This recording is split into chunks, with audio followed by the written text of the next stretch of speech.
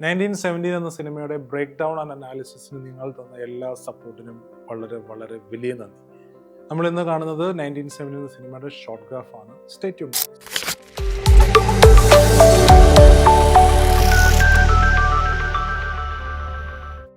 വളരെ സാധാരണയായിട്ടുള്ളൊരു film making ടെക്നീക്കാണ് പല short സൈസിലൂടെ, പല ലെൻസ് റേഞ്ചിലൂടെ ഒരു ജോഗ്രഫിയെ എസ്റ്റാബ്ലിഷ് ചെയ്യുക, ഇമോഷനെ ബിൽഡ് ചെയ്യുക, ഒരു വേൾഡിനെ ബിൽഡ് ചെയ്യുക.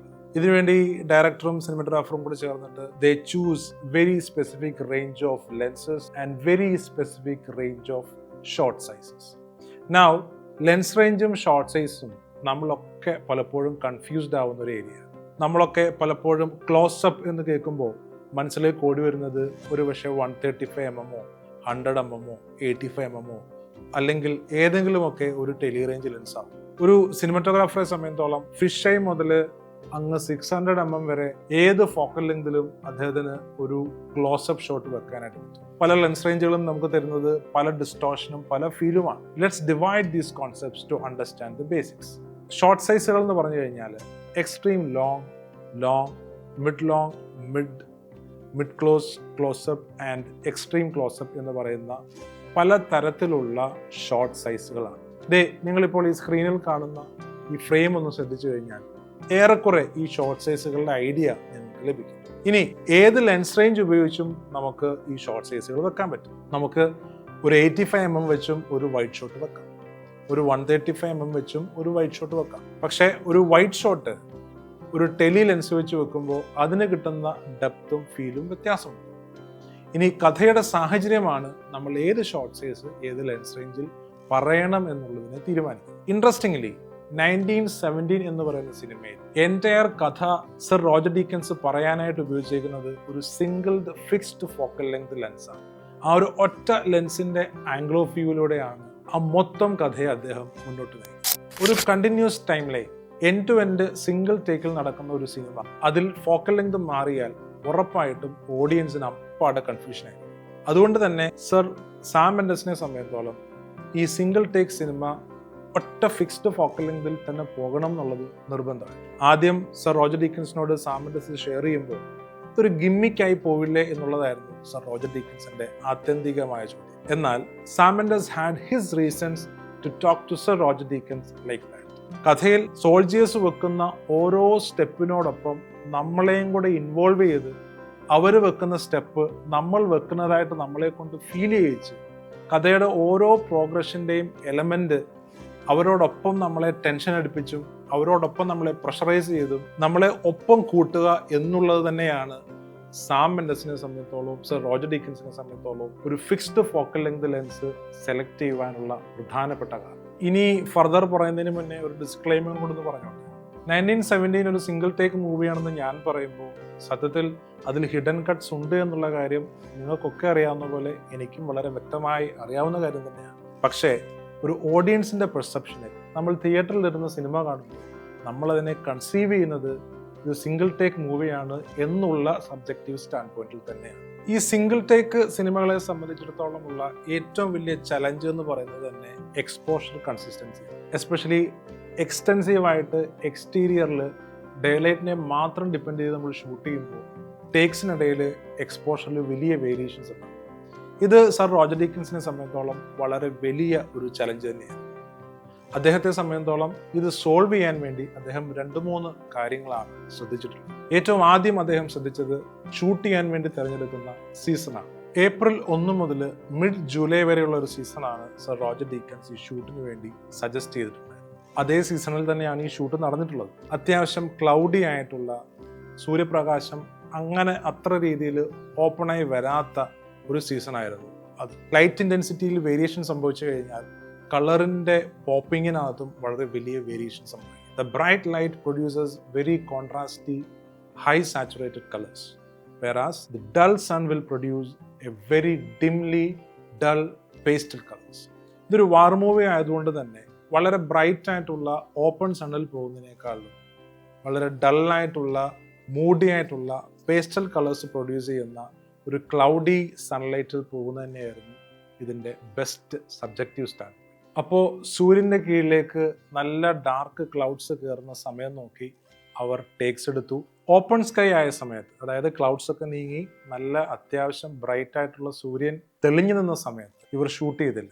ആ സമയം വളരെ മെറ്റിക്കുലസ് ആയിട്ട് ഇവർ പ്രാക്ടീസ് ചെയ്തു. ഈ 1917 പ്രാക്ടീസിനെ കുറിച്ചുകൊണ്ട് 2 സെന്റൻസ് പറയാൻ കേട്ടോ. ഇതിന്റെ സ്ക്രാച്ച് ഷൂട്ട് നടക്കുമ്പോൾ തന്നെ ആക്ടേഴ്സ് രണ്ടുപേരും വളരെയധികം ഈ പ്രൊജക്റ്റിൽ ഇൻവോൾവ് ആണ്. അതുകൊണ്ട് തന്നെ ഡയലോഗ് ഡെലിവറിയുടെ ലെങ്ത്, ഇവർ നടക്കുന്ന ദൂരം, പ്രൊഡക്ഷൻ ഡിസൈൻ, സെറ്റ് ഡിസൈൻ, ട്രെഞ്ചസിന്റെ ലെങ്ത് എന്നിത്യാദി ഒട്ടേറെ കാര്യങ്ങളിൽ വളരെ മെറ്റിക്കുലസ് ആയിട്ട് മെഷർമെന്റ്സ് എടുക്കാനും കൃത്യമായി അത് പ്ലാൻ ചെയ്യാനും ചാർട്ട് ചെയ്യാനും സാധിച്ചു. ഇനി ഇതിന്റെ മറ്റൊരു സൈഡ് എന്ന് പറയുന്നത്, ആക്ടേഴ്സിനെ സംബന്ധിച്ചോളം ഡയറക്ടറുമായിട്ടും സിനിമറ്റോഗ്രാഫറുമായിട്ടും ആ മൊത്തം പ്രൊഡക്ഷൻ ടീമുമായിട്ടും നല്ല ഒരു വൈബിലേക്ക് എത്താനും ഇത് സഹായിച്ചു. ഇനി ഇതൊന്നും കൂടാതെ വളരെ വലിയ ഒരു പ്ലസ് പോയിന്റ് കൂടി ഇതിനുണ്ട്. ഇവരുടെ ലൈൻസ് അഥവാ സ്ക്രിപ്റ്റ് അവർക്ക് നന്നായി ഗംഭീരമായി മനസ്സിലാക്കാനും അതിൻ്റെ ഡെലിവറി വളരെ നന്നായിട്ട് ഇംപ്രവൈസ് ചെയ്യാനും ഈ പ്രാക്ടീസ് കൊണ്ട് അവർക്ക് സാധിച്ചു. ഇതിൻ്റെ ഗുണം എവിടെയാണ് വന്നതെന്ന് ചോദിച്ചു കഴിഞ്ഞാൽ, ഫുൾ സെറ്റ് ഓൺ ആയിട്ട് ഷൂട്ട് നടക്കുന്ന സമയത്ത് വളരെ ബ്രീഫായിട്ടുള്ള സൂര്യൻ്റെ കീഴെ ക്ലൗഡ് കയറുന്ന ആ ദൈർഘ്യത്തിനിടയിൽ തന്നെ അത്യാവശ്യം നല്ല രീതിയിൽ ഷോട്ടുകൾ കവർ ചെയ്ത് തീർക്കുവാൻ ഈ 2 ആക്ടേഴ്സിനും ഇങ്ങനെയുള്ളൊരു പ്രാക്ടീസ് ഉണ്ടായിരുന്നത് കൊണ്ട് സാധിച്ചു എന്നുള്ളത്. ഈ സിംഗിൾ ടേക്ക് സിനിമയുടെ മറ്റൊരു ചലഞ്ച് ഇതിൻ്റെ മൂവ്മെൻറ്റിൻ്റെ ഡിസൈൻ. 1917 ഒരു സിംഗിൾ ടേക്ക് മൂവിയായിട്ട് ഡിസൈൻ ചെയ്തിട്ടുണ്ടായിരുന്നു എന്നുള്ളത് കൊണ്ട് തന്നെ ഇതിൻ്റെ മൂവ്മെൻറ്റ് ക്യാരക്ടറിന് ചുറ്റും ഓൾമോസ്റ്റ് 360 ഡിഗ്രിയിൽ തന്നെയായിരുന്നു. സർ റോജർ ഡിക്കിൻസിനെ സംബന്ധിച്ചോളം ഇതുമൂലമുണ്ടായ അടുത്ത ചലഞ്ച് എന്ന് പറയുന്നത്, അദ്ദേഹത്തിന് ഒരിക്കലും എക്സ്പോഷർ കൺസിസ്റ്റൻസിക്ക് വേണ്ടി സെറ്റിൽ എവിടെയും ലൈറ്റ് വെക്കാനുള്ള ഒരു ഓപ്ഷൻ ഉണ്ടായിരുന്നില്ല. ഉറപ്പായിട്ടും ലൈറ്റപ്പ് ചെയ്ത ബേൺഡ് ആയിട്ടുള്ള ഒരു സിറ്റി നമുക്ക് കാണുവാനായിട്ട് കഴിയും. Will talk about that in A different episode. But otherwise അദ്ദേഹത്തിന് എവിടെയും ലൈറ്റ് വെക്കാനുള്ള ഒരു പ്ലേസ്മെൻറ്റ് ഉണ്ടായിരുന്നില്ല. അങ്ങനെ ലൈറ്റ് വെച്ച് കഴിഞ്ഞാൽ അത് 360 ഡിഗ്രി കറങ്ങുന്ന ഒരു മൂവ്മെൻറ്റ് ഡിസൈൻ ആയതുകൊണ്ട് തന്നെ ക്യാമറയുടെ ആംഗിളിൽ വരുമായിരുന്നു. അദ്ദേഹത്തെ സംബന്ധിച്ചോളം 100% എക്സ്പോഷർ കൺസിസ്റ്റൻസിക്ക് വേണ്ടി സൂര്യന് താഴെ ക്ലൗഡ് കയറുന്ന ഒരു സമയത്തെ തന്നെ ഡിപ്പെൻഡ് ചെയ്യും. നമുക്കിനി ഈ സിനിമയുടെ ഷോർട്ട് ഗ്രാഫിലേക്ക് വരാം. ഷോർട്ട് ഗ്രാഫിനെ മനസ്സിലാക്കാനായിട്ട് നമ്മൾ ഏറ്റവും ആദ്യം മനസ്സിലാക്കേണ്ടുന്ന ഷോർട്ട് സൈസ് ആണ് ക്ലോസപ്പ് എന്നുള്ളത്. ചില കാര്യങ്ങളെ വ്യക്തമായി തിരിച്ചറിയാൻ വേണ്ടി you take a closer look. അതുകൊണ്ട് തന്നെ പെട്ടെന്ന് സ്ക്രീനിലേക്ക് ഓഡിയൻസിന്റെ അറ്റൻഷനെ ഗ്രാബ് ചെയ്യണമെന്നുണ്ടെങ്കിൽ simply means that you just need to place a closeup shot or an extreme closeup shot.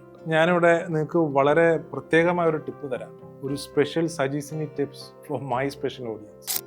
അതായത് നമ്മുടെ മനുഷ്യൻ്റെ കണ്ണിൻ്റെ ഒരു മിനിമം ഫോക്കസിങ് ഡിസ്റ്റൻസ് ഇല്ലേ, ആ മിനിമം ഫോക്കസിങ് ഡിസ്റ്റൻസിലേക്ക് കാര്യങ്ങൾ വന്നു കഴിഞ്ഞാൽ അങ്ങനെയുള്ള വിഷ്വൽസിന് ഉണ്ടാവുന്ന നമ്മുടെ മുകളിലുള്ള ഇമ്പാക്റ്റ് വളരെ വളരെ ഡീപ്പായിരിക്കും, വളരെ വളരെ ലോങ് ലാസ്റ്റിംഗ് ആയിരിക്കും. ഫോർ എക്സാമ്പിൾ ഈ ക്യാമറ ലൂമിക്സിൻ്റെ S9 ആണ്. ഇങ്ങനെ ഞാൻ ദൂരെ വെച്ച് കാണുന്ന സമയത്ത് ഇതെന്തോ അത്ര വലിയ ഇമ്പോർട്ടൻ്റ് അല്ലാത്ത ഒരു വസ്തുവായിട്ടാണ് എനിക്ക് ഫീൽ ചെയ്യുന്നത്. പക്ഷേ ഞാനിങ്ങനെ അടുത്ത് വെച്ച് കാണുമ്പോൾ ചുറ്റുമുള്ളതൊക്കെ ബ്ലേർഡ് ആയിരിക്കുകയും ഇത് മാത്രം ഞാൻ കാണുകയും ചെയ്യുമ്പോൾ definitely it is closer to my minimum focusing distance. അതുകൊണ്ട് തന്നെ ഇതിന് എൻ്റെ മുകളിലുള്ള ഇമ്പാക്റ്റും വളരെ വലുതാണ്. So extreme closeup or closeup shots has the power to keep the audience attention very very tight. ഒരു സ്ക്രിപ്റ്റ് നമ്മൾ വർക്ക് ചെയ്യുമ്പോൾ ഒരു മേക്കേഴ്സ് ലോജിക് എന്ന് പറയുന്നത് ആ സീനിലെ ഏറ്റവും ഇമ്പോർട്ടൻ്റ് ആയിട്ടുള്ള മുഹൂർത്തങ്ങളെ, ഏറ്റവും പവർഫുൾ ആയിട്ടുള്ള ഇമോഷൻസിനെ എക്സ്ട്രീം ക്ലോസപ്പ് ഷോട്ടിൽ കൺസീവ് ചെയ്യാന്നുള്ളത്. ആ ഷോട്ടുകളും അതിൻ്റെ ആംഗിളുകളും കിട്ടിക്കഴിഞ്ഞു കഴിഞ്ഞാൽ തന്നെ അതിന് ചുറ്റും നമുക്ക് മറ്റ് ഷോട്ടുകൾ, അതായത് മിഡ് ഷോട്ട്, വൈഡ് ഷോട്ട് തുടങ്ങിയ ഷോട്ടുകൾ ഉപയോഗിച്ച് വളരെ കൃത്യമായിട്ട് ഒരു വേൾഡിനെ ബിൽഡ് ചെയ്യാനായിട്ട് പറ്റും. ക്ലോസപ്പ് ഷോട്ടുകളെ ഒരു സ്ട്രെയിറ്റ് ലൈനിൽ ഒരു പീക്ക് പോയിന്റ് ഷോട്ടുകൾ മാത്രമായിട്ട് നമുക്ക് വരയ്ക്കാൻ പറ്റി കഴിഞ്ഞു കഴിഞ്ഞാൽ your shot graph will look something like a sine wave. ഇനി ഈ 1917 സിനിമ ഒന്ന് ആദ്യം മുതൽ കണ്ടു വളരെ ഗംഭീരമായ, വളരെ റിലാക്സ്ഡ് ആയിട്ടുള്ള ഒരു പടഭണ്ഡാരം വൈഡ് ഷോട്ടിൽ നിന്ന് പതുക്കെ ഈ ക്യാമറ ബാക്കിലേക്ക് മൂവ് ചെയ്യുമ്പോൾ ഷോർട്ട് സൈസ് പതുക്കെ കുറഞ്ഞ് ഒരു മിഡ് ഷോട്ടിലേക്ക് വരും. അവിടെ നിന്നും ഇവർ എഴുന്നേൽക്കുന്നതോടുകൂടി ഒരു ക്ലോസപ്പ് ഷോട്ടിലേക്ക് ഇത് ലാൻഡ് ചെയ്യും. അവിടെ നിന്നും ആ ക്ലോസിൽ നിന്ന് പതുക്കെ ഇവർ നടന്നു തുടങ്ങുമ്പോൾ പെയ്യനെ ആ പ്രൊഡക്ഷൻ ഡിസൈനും ആ സെറ്റും നമുക്ക് ചുറ്റുമുള്ള ലോകമൊക്കെ കാണിച്ച് പിന്നെയും ഒരു വൈഡ് ഷോട്ടിലേക്ക് ഇത് പോകും. പതുക്കെ അവർ ട്രെഞ്ചസിലേക്ക് കയറുമ്പോൾ പതുക്കെ ക്യാമറയും പിന്നെയും ടൈറ്റായി തുടങ്ങും. ഒരു പോയിന്റിൽ ക്യാമറ പൂർണ്ണമായി നിൽക്കുന്നു. ഈ നിന്ന ക്യാമറയിലേക്ക് ക്യാരക്ടേഴ്സ് നടന്ന് അടുക്കുന്നതിലൂടെ എഗെയിൻ അടുത്ത പീക്ക് പോയിന്റ് ആണ് ബിൽഡ് ആവുന്നത്. ഇങ്ങനെ ഈ പാറ്റേൺ നിങ്ങൾ ഈ 1917 സിനിമ ത്രൂഔട്ട് നോക്കിക്കഴിഞ്ഞു കഴിഞ്ഞാൽ വളരെ ബ്രില്യൻ്റ് ആയിട്ട് സാം മെൻഡസും സർ റോജർ ഡീക്കൻസും ബിൽഡ് ചെയ്ത് കൊണ്ടുവരുന്നത് നിങ്ങൾക്ക് കാണാൻ പറ്റും. എല്ലാ സിനിമകളിലും അലിഖിതമായ നിയമമായിട്ടൊന്നും ഈ ഷോർട്ട് ഗ്രാഫ് ഉണ്ടാവില്ല. പക്ഷേ ജനറലി ഉള്ള ഒരു മേക്കേഴ്സ് ലോജിക്കാണ് ഞാൻ ഷെയർ ചെയ്തത്. ഈ makers logic as A short graph നിങ്ങൾക്ക് എല്ലാ സിനിമകളിലും ഒബ്സർവ് ചെയ്യാനും പറ്റും. ഈ ക്ലോസപ്പ് ഷോട്ടുകൾ ഇമ്പോർട്ടൻ്റ് ആണ്, അല്ലെങ്കിൽ പീക്ക് പോയിന്റ് ഷോട്ടുകളാണ് എന്ന് പറയുന്നതിനോടൊപ്പം തന്നെ ഈക്വലി ഇമ്പോർട്ടൻ്റ് ആയിട്ടുള്ള മറ്റൊരു ഷോട്ടുണ്ട്, റിയാക്ഷൻ ഷോട്ട്. ഒരു സിംഗിൾ ഷോട്ട് സിനിമയെ സംബന്ധിച്ചിടത്തോളം ഏറ്റവും വലിയ ചലഞ്ച് എന്ന് പറയുന്നത് ഈ റിയാക്ഷൻ ഷോട്ട്, ഒരു ക്യാരക്ടറിന്റെ റിയാക്ഷൻ ഷോട്ട് മിസ് ചെയ്യുക എന്നുള്ളത് തന്നെയാണ്. അതുകൊണ്ട് തന്നെ ഒരു പ്ലേ നടക്കുമ്പോൾ, ഒരു കൊറിയോഗ്രാഫി നടക്കുമ്പോൾ, രണ്ട് ആക്ടേഴ്സ് ഒരു സ്റ്റോറിയെ അവരുടെ പെർഫോമൻസിലൂടെ മുന്നോട്ട് പോകുമ്പോൾ definitely there are certain angles, certain lens ranges where the cameraman has to be present, and there are certain shot sizes that has to be present to carry the very essence of the story to the audience. അതുകൊണ്ട് തന്നെ sir Roger ഡീക്കൻസും Sam മെൻഡസും ആദ്യം trouble shoot ചെയ്തത് എവിടെയൊക്കെയാണ് ഇവർക്ക് ഇങ്ങനെയുള്ള ഷോട്ടുകൾ വേണ്ടത്. Sir Roger deacons പിന്നീട് ചെയ്തത് എന്താണെന്ന് ചോദിച്ചു കഴിഞ്ഞാൽ ഈ ഷോട്ടുകളെ ഒരു മുത്തുമാലയിൽ മുത്തുകൾ എങ്ങനെയാണോ ചേർന്ന് കിടക്കുന്നത് അതുപോലെ ഈ ഷോട്ടുകളെ മൂവ്മെന്റ് എന്നുള്ള നൂലുപയോഗിച്ച് കോർത്തിണക്കി. മൂവ്മെന്റുകളെ ഡിസൈൻ ചെയ്യുമ്പോൾ ഏറ്റവും വലിയ ചലഞ്ച് എന്ന് പറയുന്നത് അതൊരു ഗിമ്മിക്കായിട്ട് ഫീൽ ചെയ്യപ്പെടാം, അത് ഒത്തിരി മെക്കാനിക്കലായിട്ട് ഫീൽ ചെയ്യപ്പെടാം. ഡെഫിനറ്റ്ലി സർ റോജർ ഡീക്കൻസ് വളരെ ഓർഗാനിക്കായിട്ടാണ് ആ മൂവ്മെന്റിനെ ഡിസൈൻ ചെയ്തത്. അപ്പോൾ കൃത്യമായി ഈ നിമിഷങ്ങളിൽ, ഈ മൂവ്മെന്റുകളിൽ ആ ഷോട്ടുകൾ ഉണ്ടാകുക, അറ്റ് ദ സെയിം ടൈം അതിനെയൊക്കെ ജസ്റ്റിഫൈ ചെയ്യുന്ന രീതിയിൽ, അല്ലെങ്കിൽ ആ മോട്ടിവേഷനെ ജസ്റ്റിഫൈ ചെയ്യുന്ന രീതിയിൽ മൂവ്മെന്റിനെ ഡിസൈൻ ചെയ്യുക എന്നുള്ള വളരെ വലിയ ചലഞ്ചാണ് ഇതിൻ്റെ ഷോർട്ട് ഡിസൈൻ പരമായിട്ട് സർ റോജർ ഡീക്കൻസ് വളരെ ബ്രില്യൻ്റ് ആയിട്ട് സോൾവ് ചെയ്തു. ഡയറക്ടർ സാം മെൻഡസ് എങ്ങനെയാണ് 1917 ഷോർട്ട് ഡിസൈനെ അപ്രോച്ച് ചെയ്തെന്നുള്ള കാര്യങ്ങൾ നമുക്ക് അടുത്ത എപ്പിസോഡിൽ നോക്കാം. Stay tune guys.